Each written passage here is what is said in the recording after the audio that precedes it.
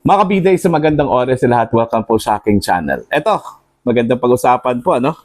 Ito hong nakakabahala pong direktiba po, mga kabida, ni General Romeo Bronner po, ang Chief of Staff ng Armed Forces of the Philippines.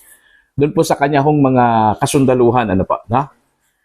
Kung maalala po ninyo, mga kabida, ito hong si Bronner po ay una hong naging controversial doon ho sa kanya hong pahayag patungkol po doon ho sa rescue daw ng AFP sa mga Pilipino doon po sa Taiwan kung sakali hong lusubin po ng China ito hong Taiwan po, makabida, na siyang ikinagalit naman po ng China.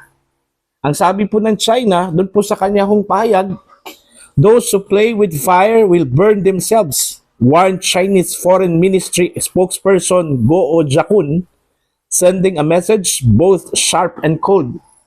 Ayan.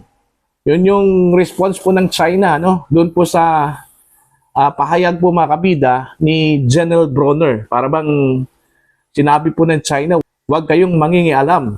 Okay? Parang ganun no? Eto, hindi ho umubra yung kanya hong pahayag that time. Ngayon, meron naman po siyang direktiba po, mga kabida, no? This time, mas malapit na po. Okay? Metro Manila na po, Ang sabi po ni General Bronner during the anniversary po ng 2nd Infantry Division po, doon po sa Tanay Rizal, pinaghahanda po niya yung kanyang mga kasundaluhan, to secure Metro Manila, the seat of power. Yun yung kanyang direktiba, which is nakakabahala po, Bakit pala? Ano pala yung mangyayari po? Mayroon ba tayong inaasahang gera, Meron po ba tayong inaasahang invasion po, mga kabida, dyan po sa Metro Manila? Bakit po kailangang i-secure ang Metro Manila? Ano po? Eto, babasahin ko lang po sa inyo, ito hong post po ni Chinglu, Actually, one day ago yung kanya hong post. Ang title po dito, mga kabida, "Playing with Fire." Okay? Eto po. Una, Taiwan. Ngayon, Metro Manila na. A few weeks ago, General Romeo Bronner Jr., Chief of Staff of the Armed Forces of the Philippines, gave a chilling reminder. Start planning in case of a Taiwan invasion. The message echoed loudly, not just in the Philippines, but across the West Philippine Sea, where China immediately fired back. Yun yung sinabi ko po kanina nag-retaliate yung China po dun po sa pahayag po, mga kabida, ni Bronner, "Those who play with fire will burn themselves," warned Chinese Foreign Ministry spokesperson Guo Jiakun, sending a message both sharp and cold. The stakes suddenly felt real. War is no longer a distant idea. But today, the general spoke again, and this time, it hit even closer to home. Ito na po yung securing Metro Manila, At the 49th anniversary of the 2nd Infantry Division in Tanay Rizal, General Bronner addressed the troops with sobering words. Ito yung kanya hong sinabi. "Be prepared to secure Metro Manila, the seat of government. Your unity and professionalism, that's what we're counting on," Bronner declared. Nakakabahala na talaga. He said, "The AFP is counting on the 2nd Infantry Division, not just for defense, but to ensure stability, order, and continuity of leadership." Ayun, gusto pala niyang manatili ito hong current government po, mga kabida, sa kanila hong pwesto, po. Their proximity to the capital makes them the first line of protection if chaos breaks loose. Teka muna, sino palang kalaban po natin? Bakit po kailangan i-secure ang Metro Manila? Po? Meron bang nagbabadyang invasion po, mga kabida? Sino? Ang mga Chinese? Ang China? Okay? Malabo ata yun.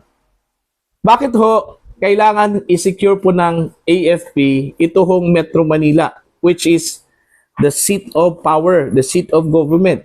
Meron bang nagbabalak mga kabida na patumbahin itong gobyernong ito? Okay? Okay, patuloy po tayo. And just like that, the message became personal. No longer about Taiwan, no longer about disputed islands, but our own capital, our own democracy, our own future. Is this just a routine call for preparedness? Or is it a silent alarm for something bigger we don't see yet? One thing is clear. When a general starts talking about defending the seat of government, the nation should start listening. Ayan. So, yun yung tanong ko po. Meron bang nagbabadyang invasion o salakayin ang Metro Manila, ano? Which is the seat of power, the seat of the government, mga kabida, ano? Baka naman po, meron pong nalaman po itong si General Bronner, mga kabida, na hindi ho natin alam, ano? Although, given naman yun, kasi he has all the intelligence network, ano? Alam naman po natin, mga kabida, meron pong intelligence network itong Armed Forces of the Philippines. Baka meron ngang banta, no? Na baka guluhin ang Metro Manila. Ang tanong po dito, bakit po guluhin ang Metro Manila? Ano palang problema? Ano? May nabasa akong comment dito sa comment section po, ano, ni Xinglu. Eto, babasahin ko lang po, mga kabida. Medyo very intriguing po, ano. Sabi po ni Chito Luis Marquez, what he meant by defending the seat of government is not from the Chinese but from the opposition of the government. The administration is preparing to defend against its people to stay in power. So ibig sabihin, kung ang mga tao na po ang gustuhing pababain sa pwesto, ito hong si Pangulong Marcos, kailangan pong i-defend po yan ni AFP Chief of Staff Romeo Bronner. Okay? Yun ba yung ibig sabihin doon, mga kabida? O baka some quarters lang po, ano, ng mga tao po na gusto hong pabagsakin itong gobyernong ito, ano. Pero kung ang argument po is to defend Metro Manila, which is the seat of power, from whom? From the people. Okay? Kung sakali hong magdesisyon ng taong bayan na tama na, stop na, PBBM. So, kailangan hong mag-resist ito hong mga kasundaluhan po natin. Di ba yung kanila hong pangunahing mandato po, mga kabida, is to protect and defend the Filipino people? Di ba? At alam naman po natin, mga kabida, na mas patimbang po ang boses po ng taong bayan, ng publiko, ano? Kaysa sino mang mga politiko dyan. May nababadyang gera ba? Pangalawa po, bakit i-secure po natin ang Metro Manila? Ano? Meron bang nagbabadyang sasalakayin ang Metro Manila? Kung meron po, sino-sino po yung nagplano kong salakayin ang Metro Manila? Ano po? Yun yung malaking tanong. Kasi nakakabahala po yan eh. Bakit nasabi ko pong nakakabahala po ito, nakakatakot po ito, mga kabida? Kasi unang-una, hindi natin alam kung sinong kalaban. Okay? Basta bigla na lang pong nag-announce po itong si General Bronner na kailangan i-secure ang Metro Manila. Ano po? Alam nyo, pwede hong magpanik yung taong bayan po dito, ano? Lalong-lalo na po yung Metro Manila, mga kabida. Kasi yun nga hindi natin alam. Sino yung kalaban po natin? External ba o dito lang po sa Pilipinas, ano?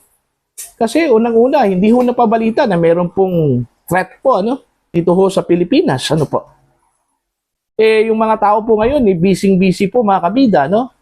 Sa kanilang mga negosyo, ang iba, yung mga politiko, busy sa pangangampanya, no? Tapos bigla tayong nakakarinig ng ganito announcement, direktiba na kailangang i-secure po ang Metro Manila, mga kabida. Bakit? Kanino? Sino po yung kalaban po natin? Pero mas maganda, mga kabida, kung ipapaalam yan ng armed forces sa publiko. Kahit man lang, malaman po natin at makapaghanda po tayo, ano? na meron palang ganito hong pangyayari po, ano po, mga kabida. Kaya nga, mapaisip ka eh, kung sa labas ba, galing ba sa labas yung threat or dito ho lang po sa Pilipinas. So, dapat yun ang linawin po ng Armed Forces of the Philippines, ano. Unang-una, bakit po nababahala po ang gobyerno? Okay? Ang AFP. Unang-una po, ang lahat na po sa kanila eh. Sa gobyerno, lahat na po, resources na sa kanila. Unang-una, PNP na sa kanila. AFP na sa kanila. O, Kongreso na sa kanila. Ano pang dapat ikabahala po? Ano? O, ano pang dapat ikabahala po? Wala naman po tayong narinig na meron pong banta, di ba? Hindi naman po napabalita po siguro sa mga news outlets po mga kabida. Ano po? No? Basta, nashock na lang po tayo nung bigla hong nag-anunsyo po itong si General Bronner po, ano, na meron pong ganun pala. Ano po, banta? Bakit kailangan pong i-secure? Kasi pag i-secure mo ang isang bagay mga kabida, eh, may nagbabadyang banta po, ano? Di ba? May banta po na posibleng lusubin or posibleng nakawin. Parang ganun ba? Diba?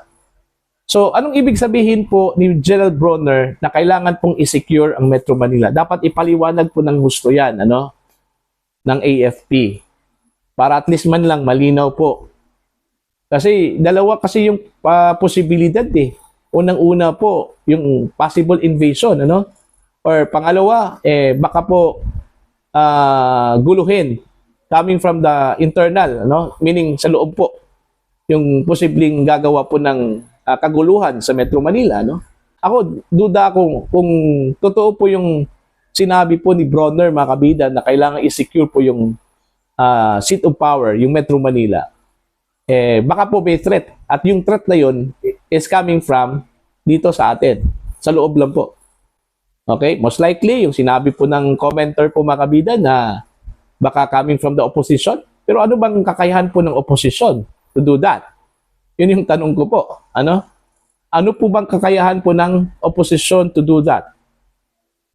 Unless siguro, kung meron pong mga armado, ano, eh baka po meron pong quarters po dyan sa AFP, ano, na medyo disgruntled. Meaning, baka po hindi na po gusto po yung mga nangyayari po mga kabida. Eh baka yun yung pinaghahandaan po. Hindi naman po talaga may iwasan na may mga ganun eh. Di ba? May mga ibang pag-iisip. Meaning, iba yung kanyang prinsipyo, yung kanyang pananaw. Ano?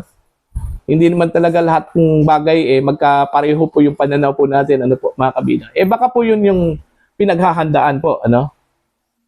So, dapat linawin po ito ng Armed Forces of the Philippines. Eh at least, ready po ang publiko sa anumang mga pangyayari po mga kabida.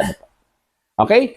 So para po sa inyo, ano po ang inyong komento at opinion patungkol ho dito mga kabida? You can comment down. Sa mga hindi pa po subscribers sa akin channel, please subscribe. Just click the subscribe button, click the notification bell, click all para updated po kayo sa aking mga uploads. Maraming salamat po sa inyo lahat mga kabida.